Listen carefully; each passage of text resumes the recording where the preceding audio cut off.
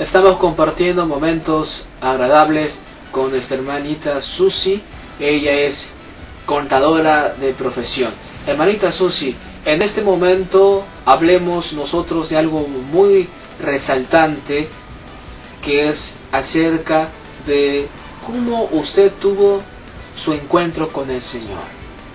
Yo sé que esto a usted le hace saltar de alegría porque vemos nosotros los frutos, vemos nosotros sus inicios. ¿Usted se recuerda de cómo llegó a Jesucristo en su más mínima experiencia personal con Él?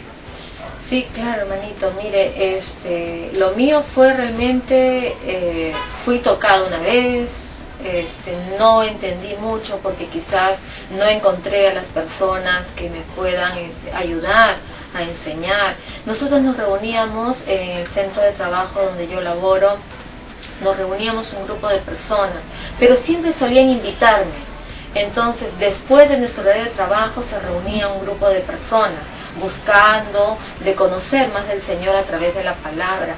Y habrá transcurrido un año que me estuvieron invitando, y yo no sé por qué motivo, pero siempre hubo un impedimento para que yo no esté presente, hasta que ocurrió un problema familiar del cual yo he sido muy creyente desde pequeña, sino que estaba en un camino distinto, ¿no? Y fue ese problema familiar que me llevó mucho a buscar más del Señor con el ánimo de buscar su perdón. Entonces, yo ya en ese tiempo, le hablo hace 2 años, porque hace 2 años yo realmente acepté a Cristo en mi corazón, pero un año atrás conocí de una manera distinta, pero al no tener la enseñanza adecuada, yo, como quienes decimos, regresé.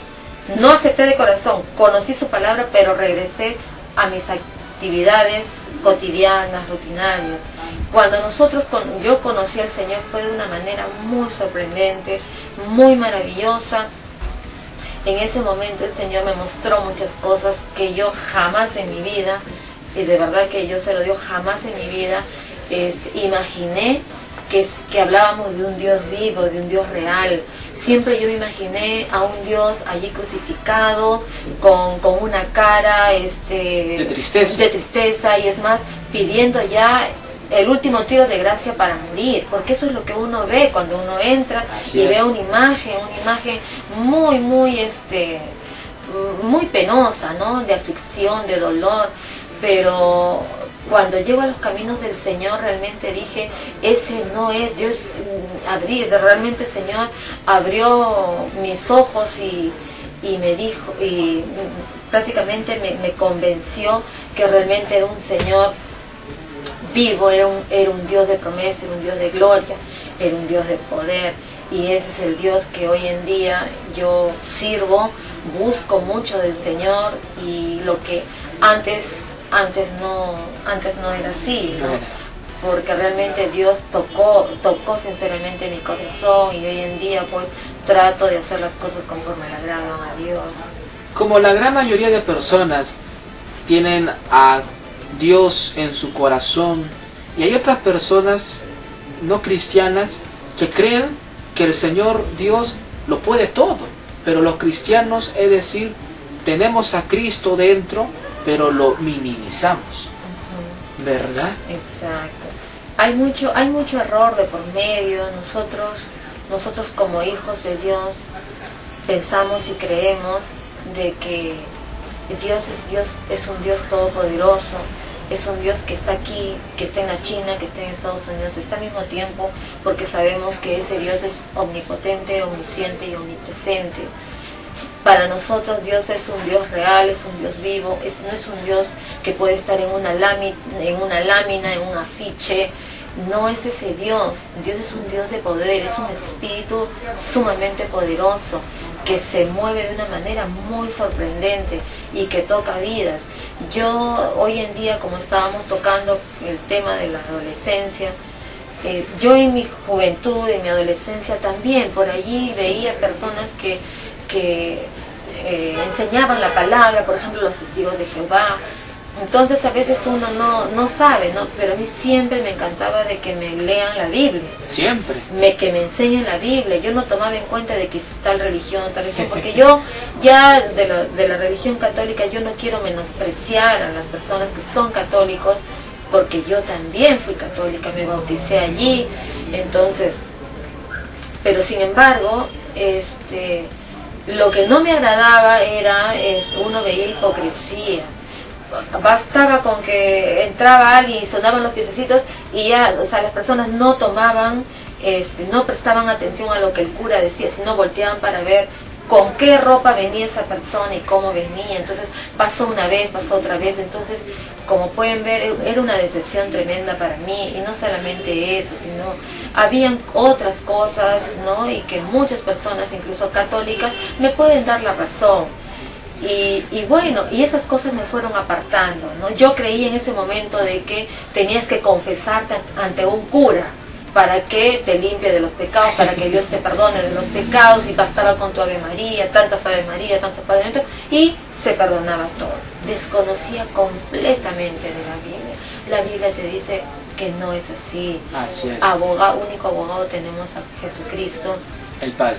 El Padre, y solamente Él es quien nos perdona de nuestros pecados, quien nos limpia, siempre y cuando nosotros le confesemos a Él, porque el Señor nos dice, ¿no? Lo que tú en lo secreto me lo confiesas en lo público, yo te voy a exaltar, nos dice, ¿no? Porque hay cosas que nosotros tenemos que acercarnos a Dios con un corazón muy sincero, muy sincero, y completamente arrepentido de las cosas que hemos hecho. Son pocos los que en verdad nos arrepentimos de corazón.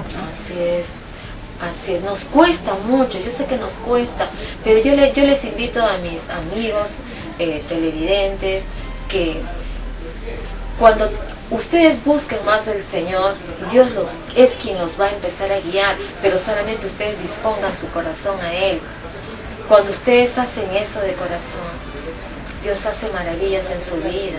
Y el Señor dice, ¿no? En su palabra dice, cree en Jesucristo y serás salvo tú y tu casa. Parece mentira, pero uno lo toma como que una letrita así, de repente está insignificante, pero esa palabra tiene poder, porque yo en mi casa el Señor tocó mi corazón, y cuando vine al camino del Señor, que por fe creo, mi familia es guardada por el Señor, porque basta, dice, con que una de las personas crea. Y por uno se salva. Y el Señor también cubre a todos los de tu familia, a todos sin excepción. Y luego ya con el orar y el pedir y clamar al Señor, toda tu familia llegará al camino de Dios. De cómo recibo a Cristo en mi corazón, pues nosotros veníamos reuniéndonos en mi centro de trabajo, lecturando la palabra, y me distancié un poco porque, bueno, cambiaron a la persona con la cual llevaba a cabo, guiaba la oración de ese momento, lo trasladaron a otro lugar, y bueno, ya el grupo no era lo mismo, ¿no? Entonces, hoy en día, que les llamamos células, así ¿no? es. Yo conocí, cuando ya llego al camino del Señor, lo conozco con el nombre de células. Y bueno, eso hizo que, como yo no había, o el Señor no había cimentado bien a mí en cuanto a lo que era el Evangelio, pues yo continuaba con mi vida pues normal, ¿no?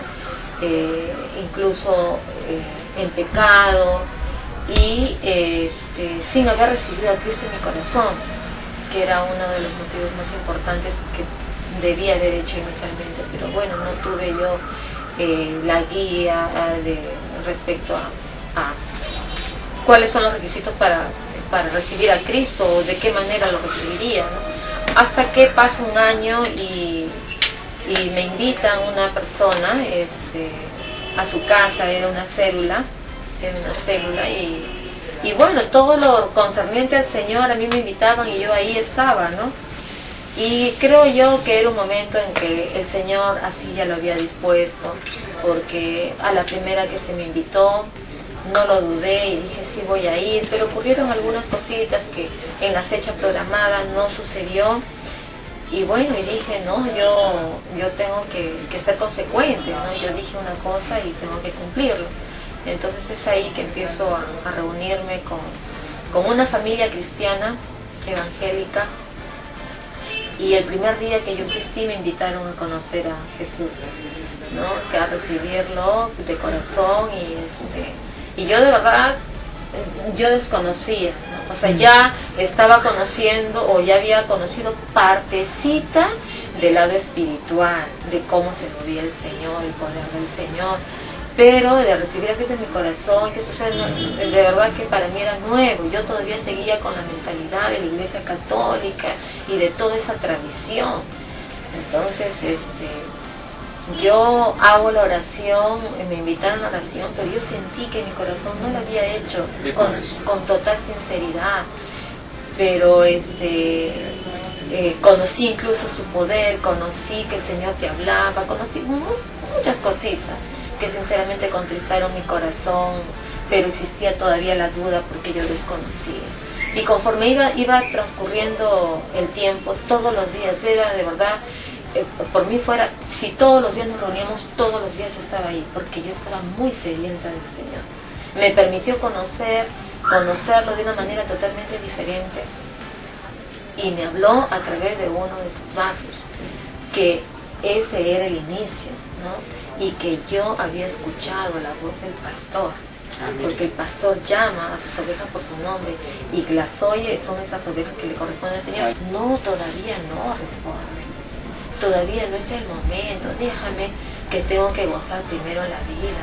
Y a veces yo conociendo en el camino y digo, pero ¿cómo puede ser? Hoy día a ti te pueden decir, hermano, hermana, te pueden decir, ¿quieres aceptar a Jesucristo en tu corazón? Y tú les dices, no, todavía no, a ver, lo voy a pensar, tal vez mañana, yo te llamo. Y a ver si ese mañana, y si yo te llamo, ya no tienes la oportunidad.